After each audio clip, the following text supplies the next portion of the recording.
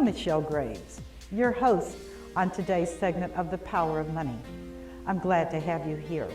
Now, at The Power of Money, we are interested in three things happening. First, we want you to get the necessary education so that you and your family can make the decisions that will impact positively on you in your financial life. The second thing is that you be empowered to prosper. I only want the best for you. And you can only get that if you have education and then the drive to make it happen.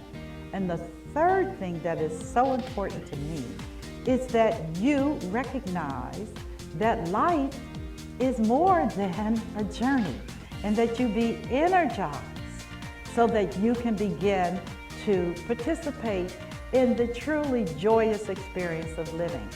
So, here's to empowerment, here's to education, and here's to energy.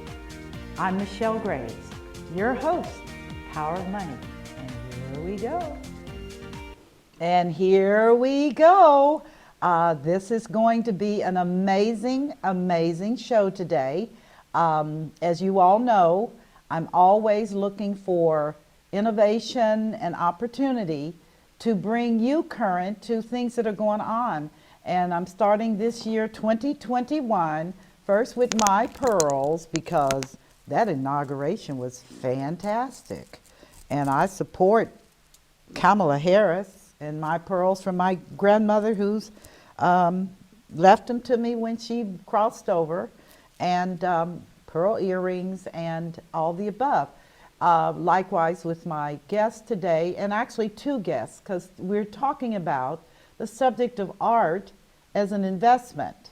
And before you say, oh, that sounds so boring, you are so not with it. Art is so exciting.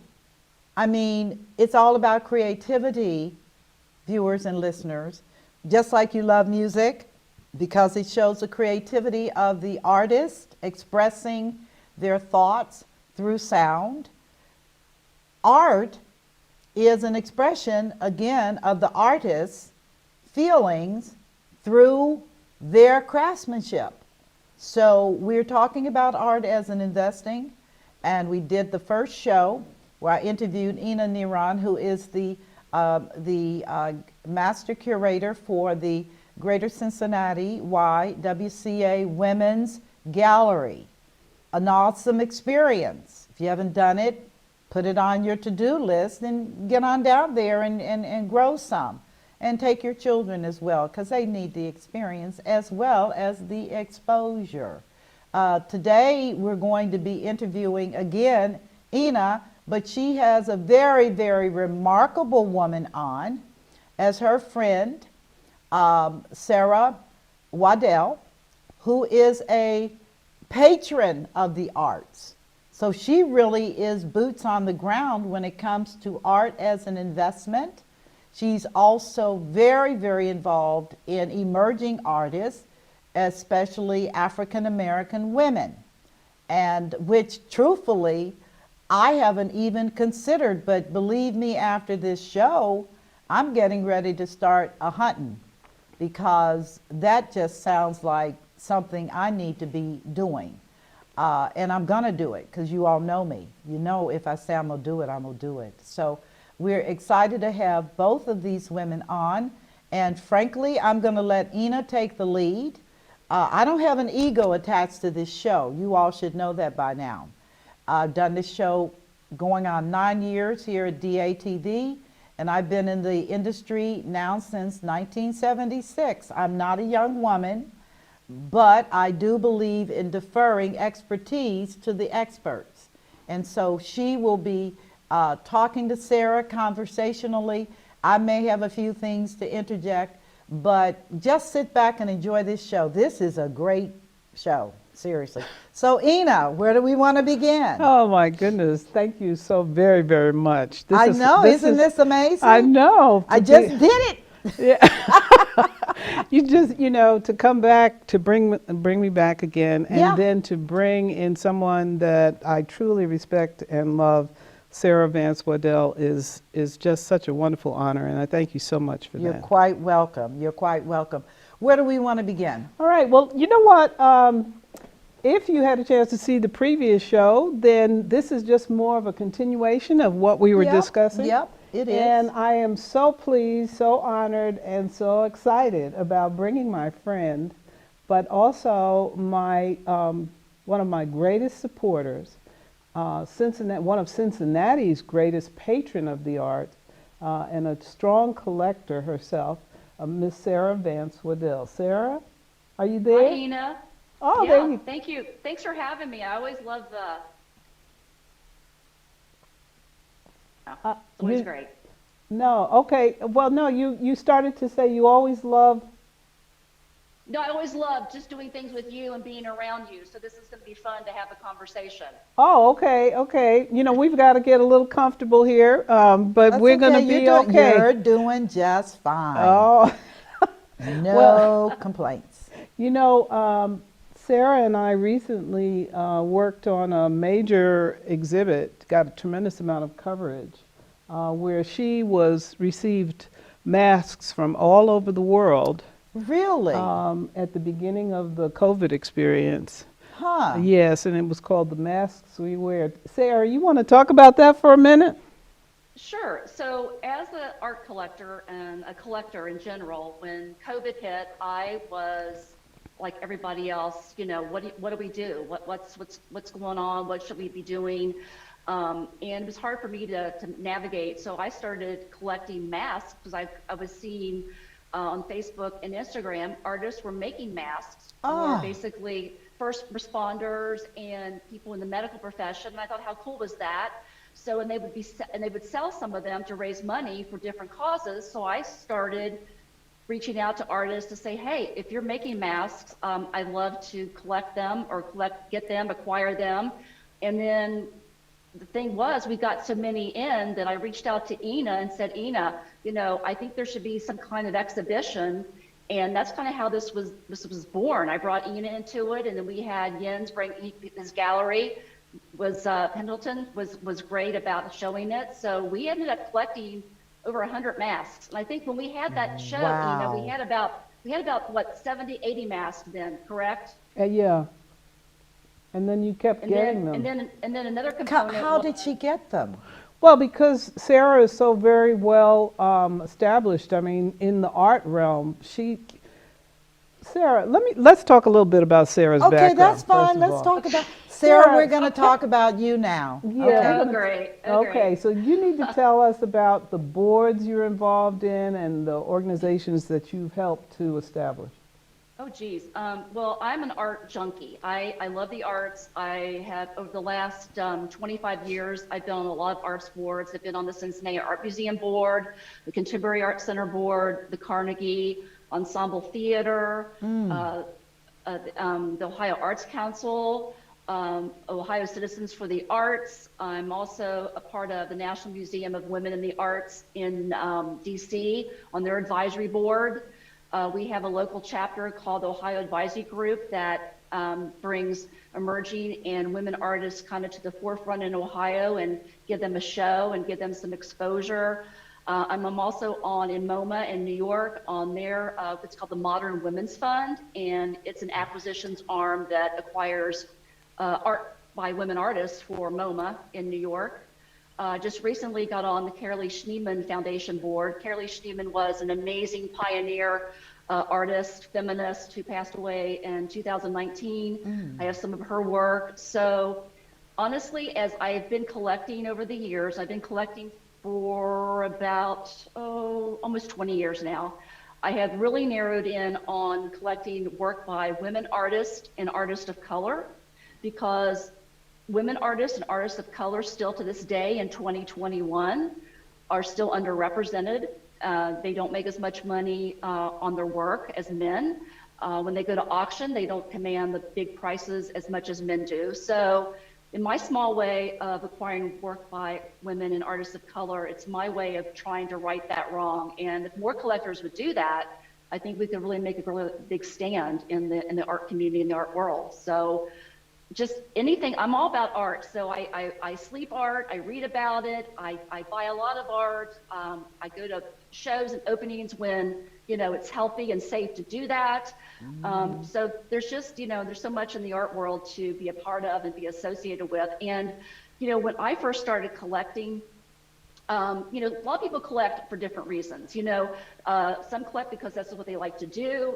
Some have a reason. They want to maybe, sell the work, make money, buy more art, use it as an investment. I know this show is about the power of money, and I can tell you that when I started, I wasn't necessarily collecting to invest, although I consider my collection an investment over the years as I've gotten it appraised and whatnot. I have sold some things and I have made money on that. And when I sell works, which isn't a lot, it's typically male artists that I sell, I That's will so throw that funny. money back in. I will throw that money back in and buy work from women artists and artists Yes. of color. So That's that's a what little I'm bit getting about ready to me. That's a little bit about me. Yeah, this is you have to see Sarah's gallery. Her gallery is competitive with the Cincinnati Art Museum in Are terms you of. kidding Oh, me? no, no, no, No, I am, no. because when I first came to your house and saw that gallery, I was ready to just sit and Well, be there. Now, I know. now, I believe it. Michelle, Yes. the gallery, when you walk into our front door, the first thing you see is my gallery that Ina's talking about. It's from here It's to about, that I don't curtain. know, 1,200 square feet. It's pretty big for being in a 1,200 house. square feet is big. Then she Set. has one down, and there's one downstairs where you store a lot of the Oh, work yes, that you where have. yes, my art storage area. Yeah, I keep all Yeah. of my art storage on site here. So there's a lot of art and storage as well. So But when Ina, she says, you need to see the exhibition now that's in my gallery. We need to get you pictures of it now because I've just done a reinstall and it's really pretty magnificent. yeah, That yeah. is absolutely. Sarah, you are a woman that I have to meet. All right, absolutely. I am not come kidding to- you. You come to Cincinnati and you can see my gallery. I Absolutely. live in Cincinnati. And right, I then. am telling you, you are on my top of my list. Yeah, if you want to begin to seriously look at collecting artwork, she's a wonderful. That's where I start, Yeah, she's looking at what she's done. yeah. Awesome. There are some pieces that we've had. Sarah came on board and did a show with us up at the YWCA, and she Okay. brought in, for example, a piece by Pat Rennick that that's so hard to You need get. to talk a little bit about the show, about the women's world. Yeah, it was called It's a Woman's It World, was called It's a Woman's World. and it was a featured collection of artwork that she has in her gallery. Oh my God, Strictly- she's got her own personal gallery in her home. Yes, and we Ooh-wee. featured That's amazing. that all of the pieces were from her gallery. Yes. She allowed me to go down and pick out various pieces. It That was a you- beautiful show. And It then, wasn't, unfortunately, Michelle, it was due to open the night that everything shut down because of COVID. yeah, No. yeah, we put the Yes. show up. The show was up by 4. The gallery was closed by 6. 6. I tell you. Yeah. But you took pictures.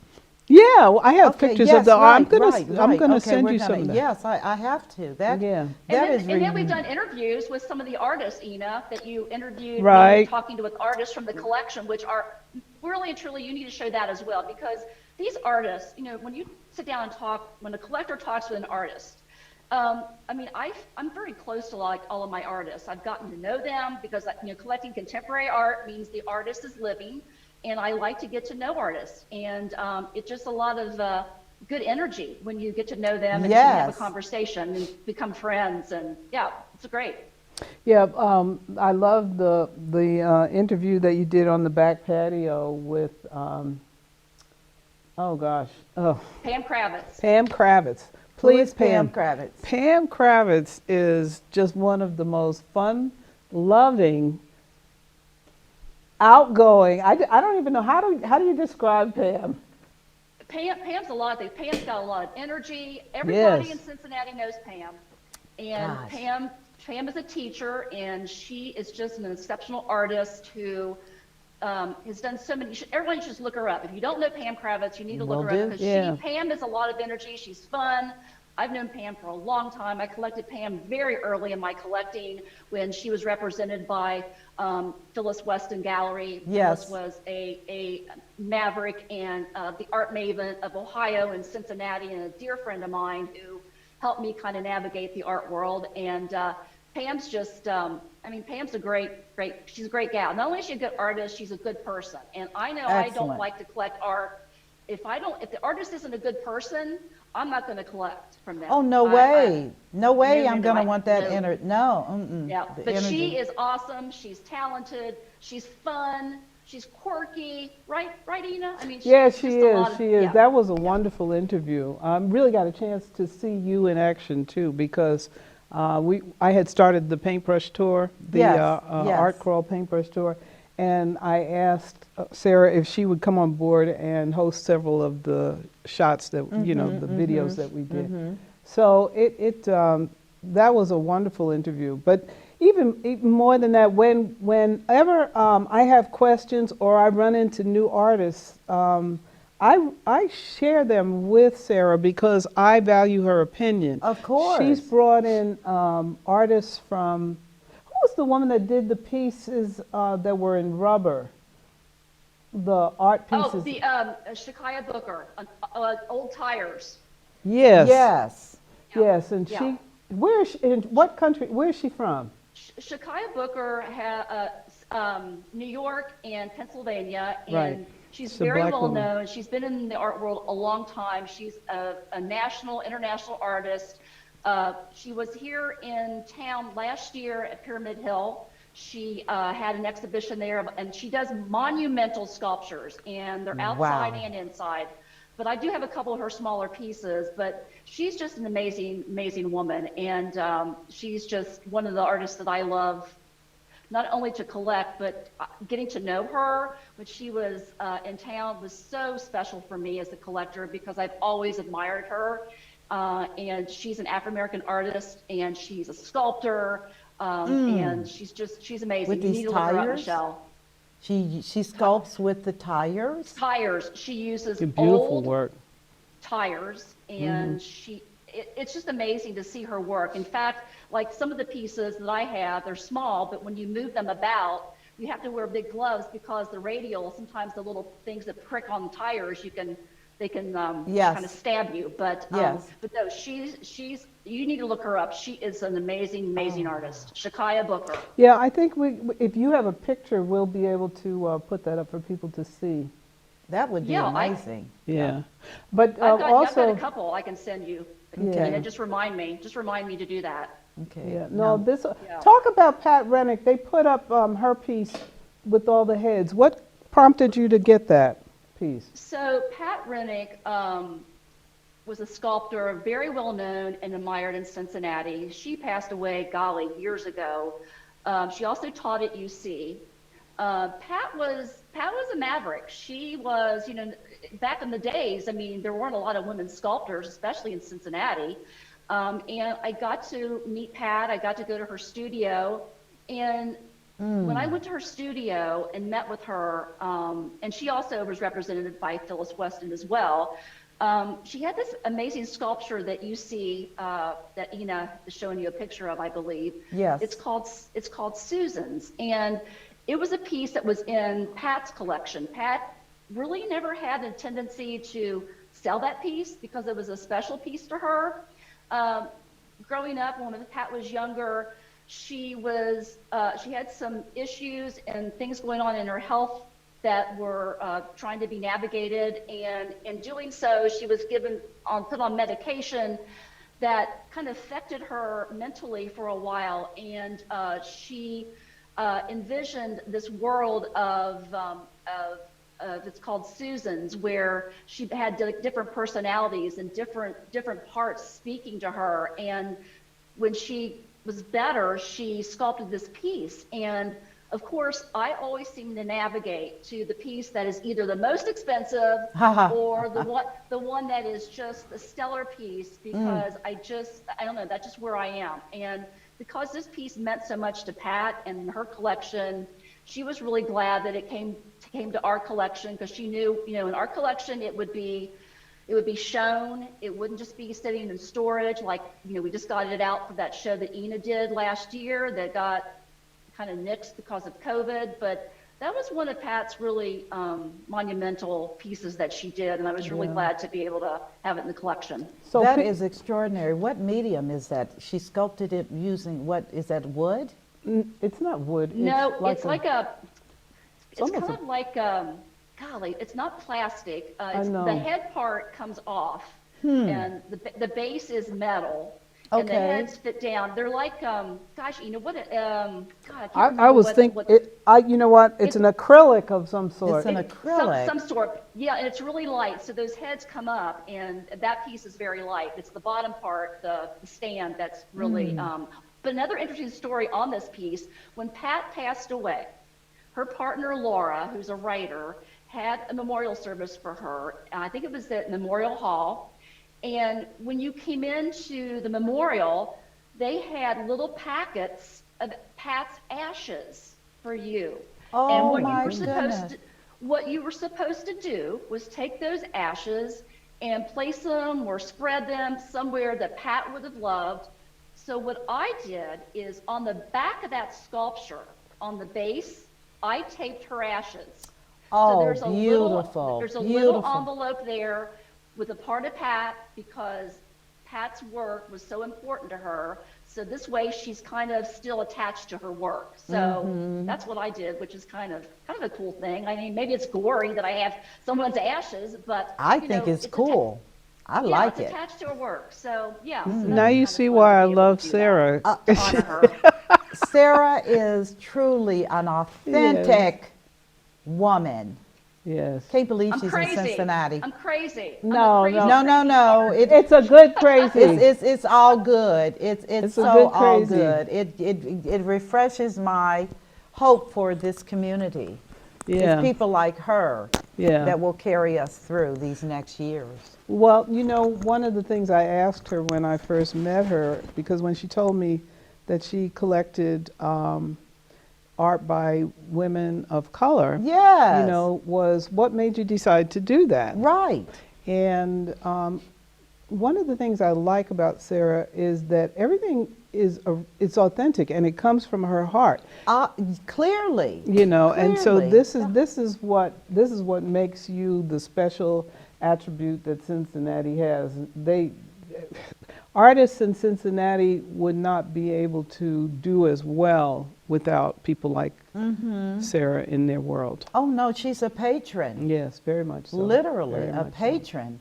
So One of the that things expression. one of the things I like to do as a collector, art collectors collect all kinds of different kinds of art, and I have artists from all over the place, locally, nationally, internationally. For me though, and to Ena's point, Cincinnati is very important to me. It's my hometown. It's where my friends are, and a lot of things that I do are here. And to support our local artists is, I think every collector should do that. I Every agree. collector should support, but I know a lot don't. I mean, there's some artists or some collectors that like to collect what they call the blue chip artists, the big, the famous artists. And yeah, I have some of those in my collection, no doubt. But we have so many wonderful artists here locally. For example, Dr. Carolyn Mazlumi, who is amazing and a force. And you know her, Ena. I brought her. We had an interview with she on one of our shows that we did. Terrence Hammond's another amazing artist from Cincinnati, an artist of color. We just have so much local talent here, and a lot of these artists, I mean, honestly, they could be easily represented by galleries in New York or LA. Yes, They're that good. yes. They're that good. So I just think it's important to take care of your hometown artists as well. So I try to do that. Yeah, and to put it into action. I think that's important. A to lot put of it into people show action. up at the openings and they're seen, and they're donors sometimes to the institutions. But I know when COVID hit, in everything that Sarah did, it was an expression of let's keep this alive. Absolutely. And so that was Yes. so critical. Yes. Okay. Well, the other piece I wanted to ask you about, when you think about investing in art, what is it that you would look for? So to full disclosure, I mean, I am not an authority on investing in art, but I can just tell you my perspective and kind of things I've done and what I see. I do know a couple of collectors locally that they love to collect art and come in and get it at a lower Yeah. price. And as things start moving, and that's the thing, you have to keep an eye and ear out all the time. Like I am always reading anything that comes to my email from art publications, uh, videos, Zoom calls with artists or whatnot. I try to keep myself abreast on what's going on in the art market. And a lot of collectors, if you want to collect to invest, I mean, that's what you have to do. You have to do your homework. And there's a lot of homework because you have to, document and look at and research and all that. And like I said earlier, I don't collect to sell my art. I collect because I enjoy it, and I'm hoping one day to leave my collection somewhere where it will be appreciated and loved and seen by as many people as possible. But there are occasions that I do sell my art and I make a nice little profit because especially if you buy work from emerging artists, I mean, the whole key is if you want to invest in art and make money, if you can buy and purchase or acquire some art from an artist that hasn't quite made their big break yet, when you can still get things, at a reasonable amount of money where you feel like you've gotten something and the artist gets something and the gallery gets something. That's the whole thing, is keeping up with that, because if the artist starts, example, Amy Sherrill, who was the artist that Michelle Obama chose to do her portrait at the White House. Yes. Amy was just on the cusp, and she was represented at the time by a gallery in Chicago that I have dealt with. But as soon as Michelle Obama did that amazing portrait and it started to be publicized, Amy, she grew a lot. So she was starting to command, instead of, she was commanding six figures and then some. Wow. So started being picked up by big national and international galleries. And that's the whole thing is, my budget is like here. And so I try to collect artists that are either emerging or just kind of getting started. But I do also collect existing artists that are already, kind of well known, like Shakaya Booker. When I first collected her like 20 years ago, I mean, she was still and she still is a well-known national, international artist represented by big galleries. But, to collect, to make money is kind of like, it's almost like investing in the stock market, and you've got to watch, right? You've got to keep Exactly, your eye on you do. things. You buy low, you sell high. Yep. It's kind of the same. It's kind of the same thing. And I love when I'm able to, and I tell my wife this all the time, that I say, Michelle, I said, our art, I mean, it's a great investment. And she keeps saying to me, it's only an investment if you sell it, Sarah. And, I'm not. She sounds I'm like like, me. Wait a minute. Okay, all right, I hear what you're saying. And yes, there are lots of pieces I could sell and make a lot more money off of. But there are things that I don't want to part with, and they mean something to me personally. And, as a collector, it's important for me to be connected to the work, to Yes. be connected to the artist, to know the Yes. story. I mean, I collect what I call difficult, edgy art, meaning it's political. She does. It talks about violence to women. It talks about, I mean, it's just all over the board. And the more difficult, I seem to gravitate to it because I start to feel like I'm a part of that artist's whole being, because I am collecting it, I'm asking about it, I'm inquiring about it. Most of the work in our collection, there's a story with it. And when I give tours to a lot of art groups, to a lot of schools and art departments and programs, and museums come, and it's the story behind the work. And that's what I love to tell. Because there is a story. When you look at it, you may go, okay, well, I don't get that. But when I tell you that, for example, one of the artists in my collection, Teresa Margolis, she is an artist from Mexico. She was actually, she went to school and got her education in forensics.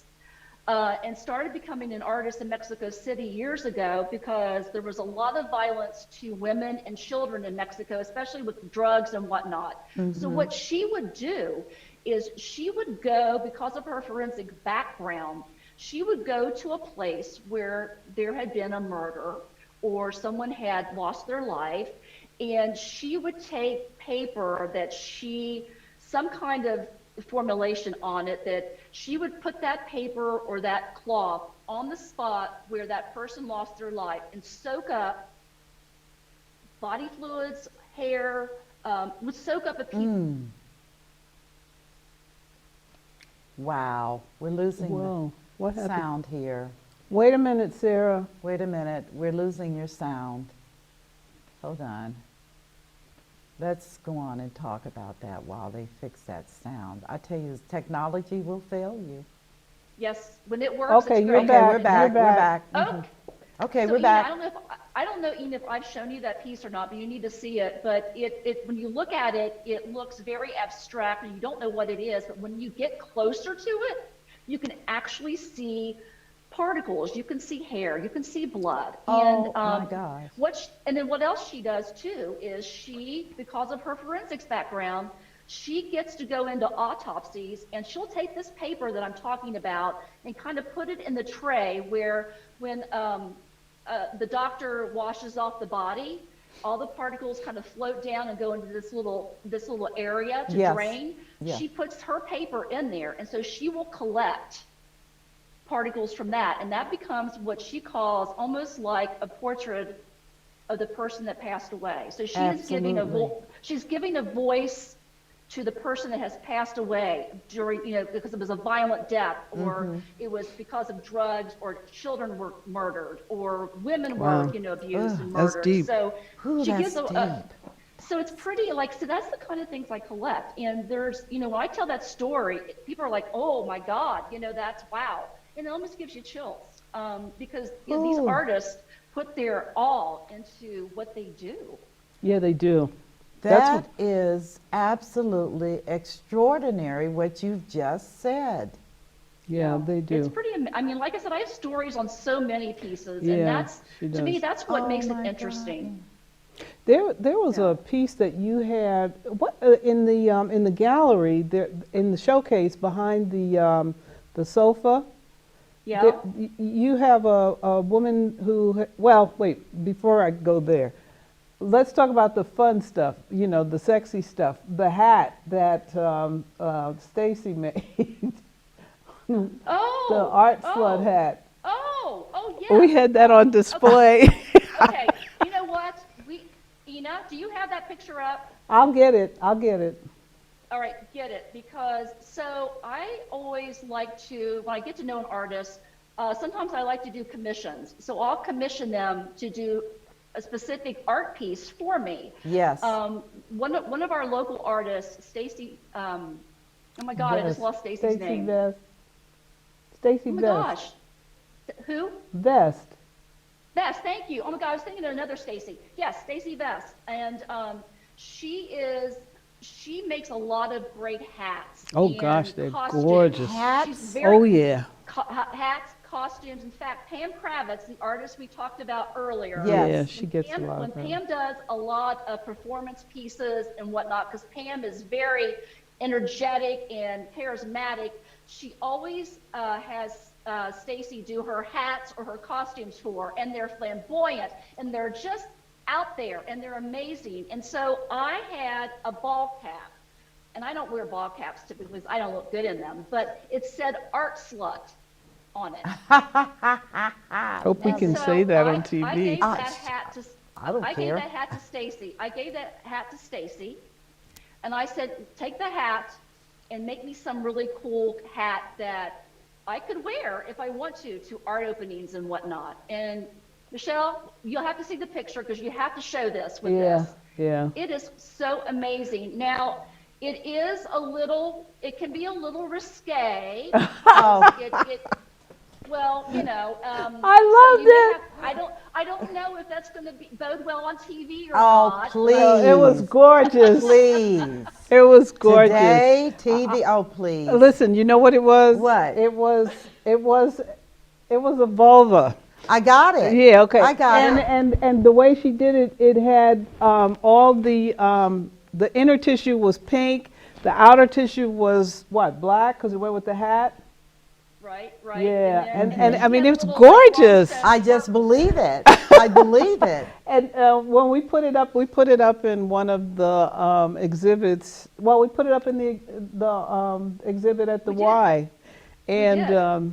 yeah, it got mixed responses. But I always try to put one or two things up there to get people into a different level of comfort zone. Well, you do, because that's what's so great about art is, not everybody likes my art. I mean, my friends sometimes come in, they'll look at something and they'll say, "You actually paid money for that?" I'm like, Yeah. "Yes, Yeah. yes, it is. Yes, it is. This is art, and why it's art for me." So, I like to kind of jazz it up a little bit. So I like having pieces that spark conversation. Yeah. Right. In fact, I had this one piece by a feminist artist who's no longer with us. Her name is Anita Stickle, and it was a political piece, basically poking at George W. Bush and Condoleezza Rice. Okay. And it's kind of out there, and I have to show you that piece as well if you haven't seen it. But I had it up at our first home when the art museum was coming, when patrons from the art museum were coming to tour art in our collection. And this piece is pretty, like I said, out there. And my wife said, "Don't you think you should take that down and put something else up there?" And I said, "No." I said, "If anybody that comes into our home to look at our art is offended by anything, then there's the door. They can just go out and sit in the bus." Sounds like Because- my kind of girl. So, in fact, one of the big advocates at the museum, who is a Republican, a very well-known Republican, loved it. And he started calling it "No More Bush," and we would just laugh about it. And to this day, every once in a while when I see him, we'll talk about it. And see, that sparks conversation. Yeah, and Right. that, you know what, and that's the key. That's the motivator for me, because if you can get people talking to each other, then they Yes. get to share who they are, and when Right. you Who get they to meet really somebody are. outside of Yeah. your normal Right. routine that you follow every day. Right. That's Right. what art And should do. and I don't apologize for what I collect. And I post because I like to, give artists props. So when I acquire work, I always post it on Instagram and Yes. Facebook and I tell about the piece and I tag the artist. And, there've been a couple of times that Instagram has censored me because of the Really? piece. But that's only happened a couple times. And, but, that's just, I don't know. I just like to, when I acquire things, give artists props, give them, tell people about the artist, about Yes, the piece, and yes. a little bit of information. So that's just kind of, something I like to do. I have a question. How do we bring the art culture to the common person, the everyday, work a job, go home? What vision do you have to bring that to the everyday American? That's part mean of art what in general? virtual tours do.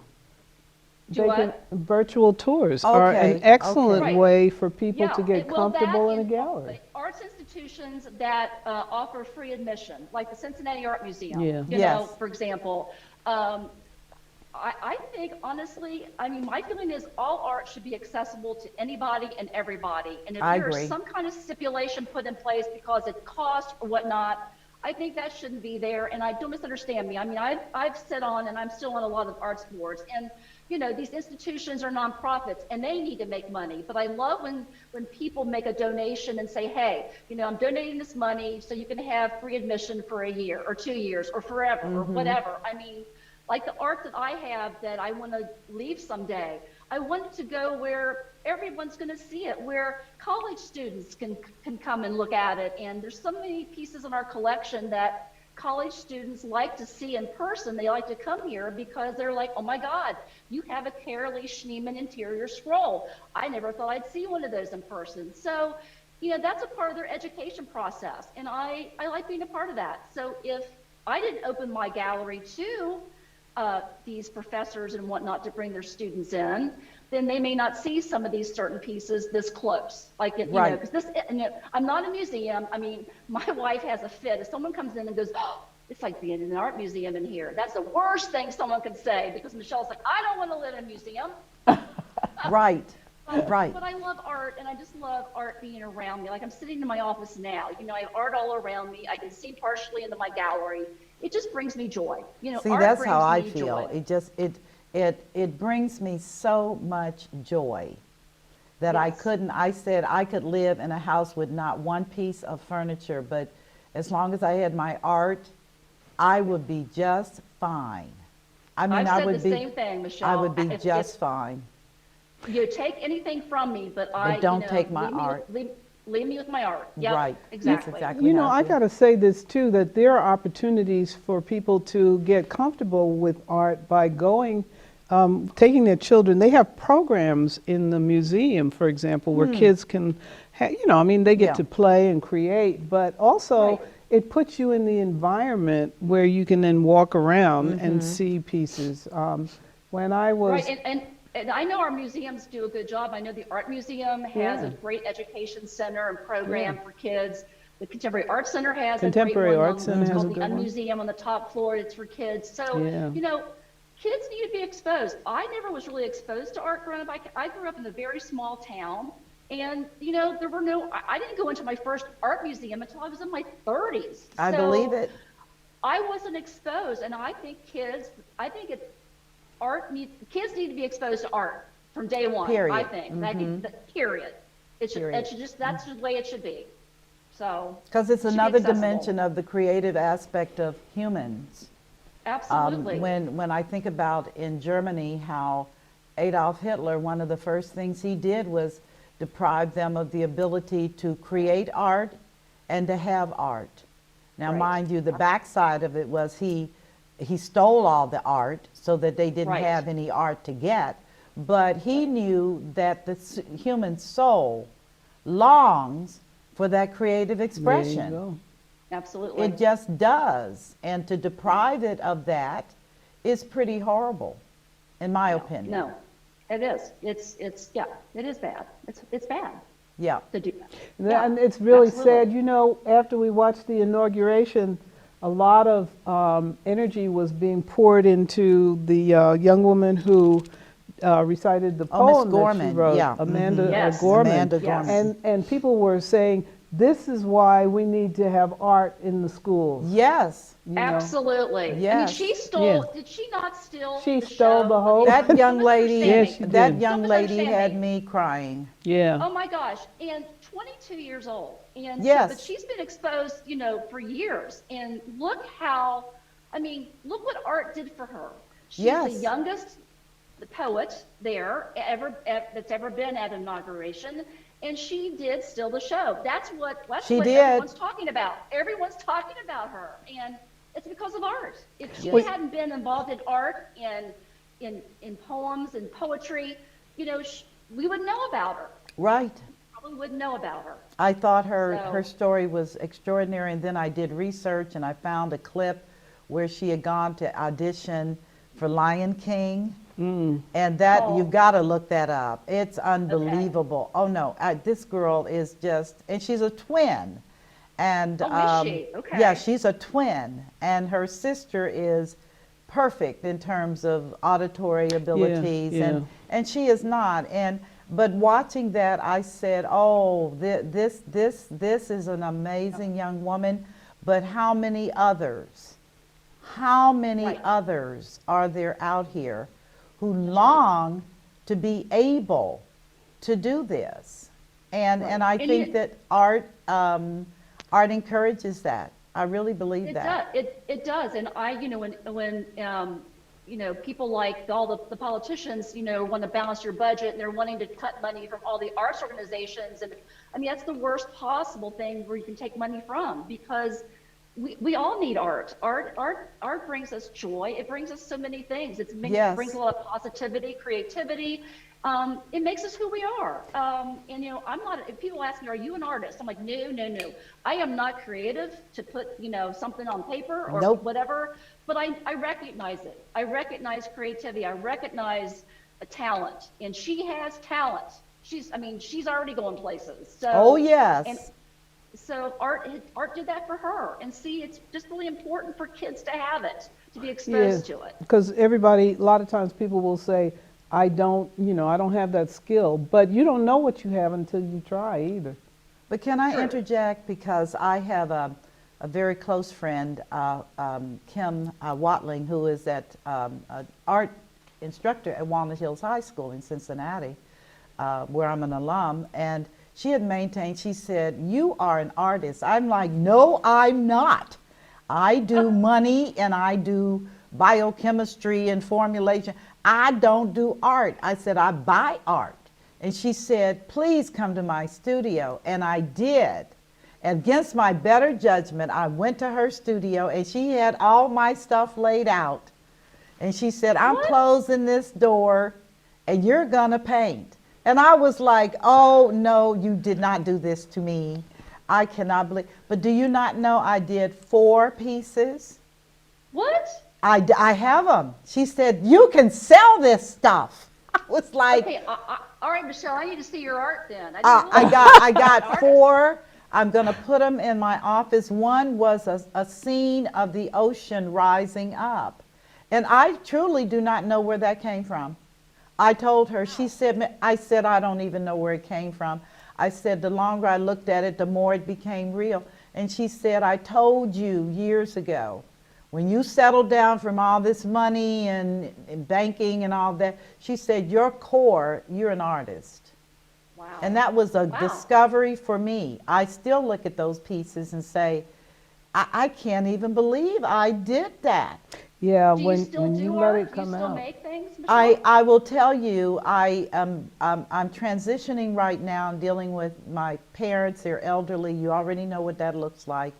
And I'm dealing with my own clients, and that on the business side, and Africa on the business side. And so I haven't devoted my time, but I am going to make space for that. I am going to do that. It's not, I'm you gonna know do what, that. there's a book It's called The therapeutic. Artist's It's Way Huh? that you should What'd read. you say? It's therapeutic, I It is think. very I therapeutic. could not believe what came out of me. Yeah, I'm not kidding you. yeah. There's a book called The Artist's Way. Every artist I know has a copy of that. The Artist's Way. The Artist's Way. You need to get a I copy will do of that. that. What is the book about? It's about allowing your creative self to emerge. It's actually scary. That's I why know I it look is. at artists, I know. look at what they do, and like I said, that's them coming out here. They're Takes- pouring themselves onto paper and mediums, and it's just something. It is scary Yeah. because it's you going back and operating out of your child self.